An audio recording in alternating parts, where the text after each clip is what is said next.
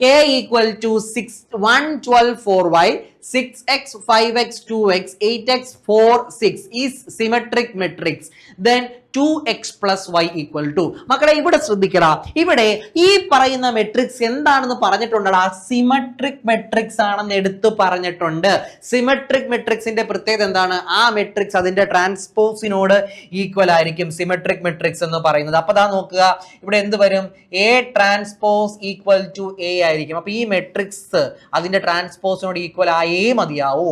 1, 12, 4y, 6x, 5, 2x, 8x, 4, 6 എന്ന് പറയുന്ന matrix ഇതിന്റെ ട്രാൻസ്പോസിനോട് ഈക്വൽ ആയിരിക്കും. ദാ നോക്കുക, 1, 12, 4y, പിന്നെ 6x, 5, 2x, പിന്നെ 8x, 4, 6. ഓക്കെ ആണല്ലോ.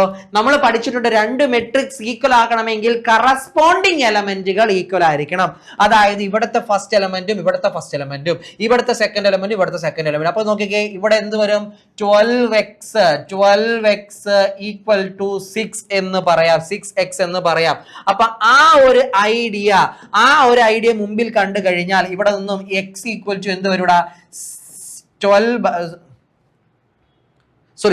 equal to 6x എന്ന് വരും. അപ്പൊ x equal to 12/6 which is equal to 2 എന്ന് കിട്ടും. ഓക്കെ ആണ്. ഇനി എന്ത് ചെയ്യാം? ഇനി നമുക്ക് ഇവിടെ, അപ്പൊ നമുക്ക് x കിട്ടി, ഇനി ഇത് രണ്ടും ഇക്വേറ്റ് ചെയ്യാം. ദാ നോക്കുക മക്കളെ, 4y equal to 8x. എക്സിന്റെ വാല്യൂ നമുക്ക് അറിയാലോ, എന്താണ്? 8 into 2 എന്ന് വരും. അപ്പൊ y is equal to എന്ത് വരും? 8 into 2/4 ക്യാൻസൽ ചെയ്ത് കഴിഞ്ഞാൽ ഇവിടെ 2 into 2 4 എന്ന് വരും.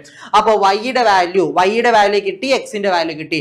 നമ്മളോട് ചോദിച്ചിരിക്കുന്നത് സാധാരണ എല്ലാവരും ഇവിടം വരെ ചെയ്യും. പക്ഷേ തെറ്റിപ്പോകുന്നത്, നമ്മൾ എന്ത് ചെയ്യും? നമ്മൾ പെട്ടെന്ന് നോക്കുമ്പോൾ എക്സ് 2ഉം 4ഉം, നമ്മൾ ചോദിച്ചിരിക്കുന്ന കാര്യത്തെ ഇഗ്നോർ ചെയ്യും അറിയാതെ. പലപ്പോഴും നമ്മളോട് ചോദിച്ചിരിക്കുന്നത് 2x plus y ആണ്. That is 2 into 2 plus 4, that is equal to 4 plus 4 8 എന്ന ആൻസർ വരും. സോ ഓപ്ഷൻ ഡി ആയിരിക്കും ആൻസർ. എപ്പോഴും ശ്രദ്ധിക്കുക, ക്വസ്റ്റ്യനിൽ ചോദിച്ചിരിക്കുന്നത് എന്താണ് അതിന്റെ ആൻസർ ആണ് നമുക്ക് ഓപ്ഷനിൽ തരിക. ഓക്കെ ആണ്.